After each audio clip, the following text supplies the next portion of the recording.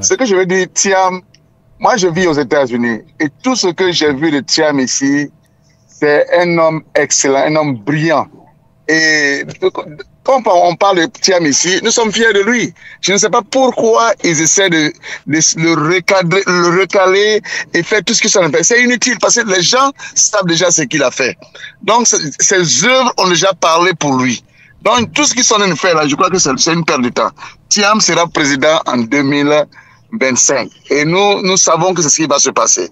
Maintenant, concernant le fake news, comme vous-même l'avez dit, certains interlocuteurs ont dit, c'est juste une façon de pouvoir distraire la toile. Distraire la toile. Ces gens-là, ils vont tout faire pour nous distraire, mais nous devons rester concentrés. Et si aujourd'hui Alassane Dramane Ouattara est mort, c'est pas comme ça qu'ils vont annoncer ça. C'est des choses qu'on va savoir de façon officielle. Donc ça, c'est juste pour distraire la toile. Ne nous laissons pas distraire. On a un objectif, c'est d'aller de l'avant. Et nous irons de l'avant. Et ce que j'aimerais dire, ok, mon inquiétude est de dire, mon frère Isaac, je ne vais pas te mentir, est-ce que les Ivoiriens sont prêts à sortir? C'est ça mon inquiétude. C'est ça, je ne sais pas. Mais pensez-vous qu'il y aura un appel dans ce sens? Est-ce qu'il y aura un appel dans le sens pour que les gens prennent les rues pour revendiquer en tout cas une élection transparente, que Ouattara respecte les voix des Ivoiriens, les lois de la République de Côte d'Ivoire? Est-ce que vous pensez qu'il y aura un appel? D'où proviendra-t-elle? Du PPACI, du PDCI, ou on attend quelque chose de spontané de la part des Ivoiriens? Voilà, on est là, on attend un appel. Ça ne doit même pas arriver. Ça doit être une chose de façon spontanée. Comme je dis, on peut s'organiser dans les groupes de WhatsApp. Peut-être que c'est une stratégie. Et tout le monde se donne rendez-vous à tel jour, à tel endroit. Là, il n'y a aucun leader politique qui sera accusé. Oh, c'est lui qui a donné le mot d'ordre et tout cela. Non. Je crois qu'on doit essayer de s'organiser, nous. Et des leaders pas trop connus peuvent le faire dans l'ombre. Là, tout le monde se rend un matin quelque part et tout le monde demande la démission d'Alassane Dramane Ouattara. Si on ne le fait pas, mon frère Isaac, on a perdu ce pays-là. Et tout ce qu'on entend là, hein, ça nous fait peur. On n'a qu'un seul pays. Donc, il faut que la population ait le courage. Je sais que quand nous parlons ici, nous sommes à l'étranger, on dit, oh, vous-même venez faire. Mais on peut supporter. Il y a des moyens, on peut envoyer de l'argent pour que lorsque les gens se lèvent matin, ils sont pointés là-bas, qu'ils puissent être nourris et tout cela. Mais il faut que la population se rende compte que c'est notre dernier kata. Okay, c'est ce qu'on appelle en anglais le silver bullet. Après ça, là, c'est terminé. Si on n'a pas pu frapper, c'est terminé, on a perdu le pays. Et c'est ça mon inquiétude aujourd'hui, mon frère Isaac. Voilà. Après 2025, vous dites c'est terminé. Oui. Vous pensez que, je dirais, on aura assez de courage parce que il y a peut-être du découragement qui peut gagner parce qu'on parle d'élection, mais on a une liste électorale qui n'est pas conforme à la réalité. Alassane Dramane Ouattara n'a nullement envie de quitter le pouvoir.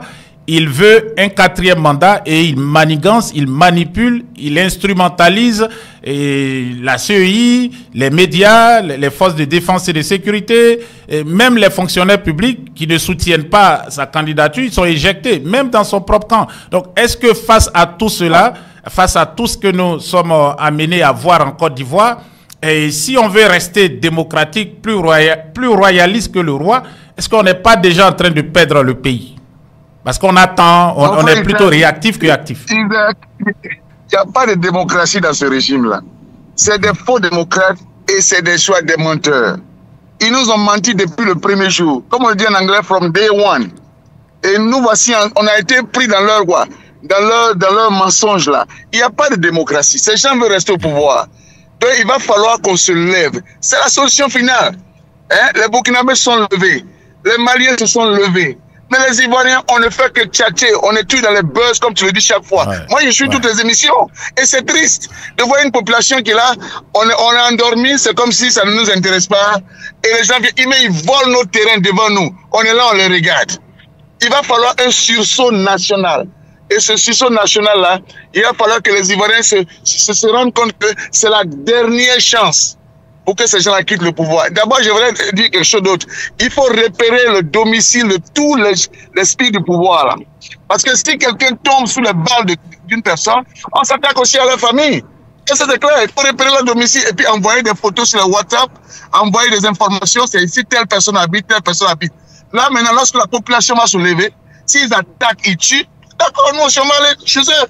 Parce qu'au point où nous sommes arrivés, c'est œil pour œil, dent pour dent.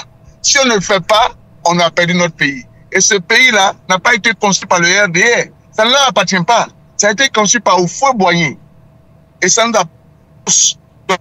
Tous nous devons jouir, nos enfants, des privilèges de ce pays-là. Il ne faut pas envoyer ces gens à nous distraire. Il est temps de partir. Après 15 ans de pouvoir, vous n'avez rien apporté à la Côte d'Ivoire. Hein? Bon, disons, vous avez fait des ponts, vous vous basez sur ça. Mais ce n'est pas ce qui compte. J'ai écouté Tiens, il parlait de l'IDH. L'IDH, c'est ça. C'est ça que la gouvernance. Aux États-Unis, c'est ça, la gouvernance. Donc, c'est ça qu'on doit viser. Et mon frère, je crois que c'est ça que les Ivoiriens doivent se rendre compte. Cessons de faire le buzz. Cessons d'aller danser, tout cela. Récupérons notre pays. Et je demande aux leaders politiques, Gbagbo et Thiam, s'il vous plaît, votre orgueil là, mettez ça de côté. Parce que la Côte d'Ivoire, l'avenir du pays est dans vos mains. Si vous deux là vous mettez ensemble, il n'y a personne qui peut vous arracher ce pouvoir-là. Personne. Mais si on est divisé là, ça fait le jeu dans la salle. C'est ce qu'il veut. Parce que c'est tout ce qu'il a fait dans sa vie. Diviser pour régner. C'est tout ce qu'il a fait. Et ça marchait avec Bédier. Ça marchait avec Gbagbo. Et maintenant, nous, on est là, on va accepter ça encore. Je crois qu'on ne sera plus quoi. Nous serons, on dit premier Gaou n'est pas Gaou. Vous voyez, comprenez, c'est nous maintenant qui serons les derniers Gaou. Donc, essayons de pouvoir nous rassembler, ok, et de pouvoir lutter contre ce régime-là et de prendre notre pays en main. C'est ce que j'avais à dire, mon frère.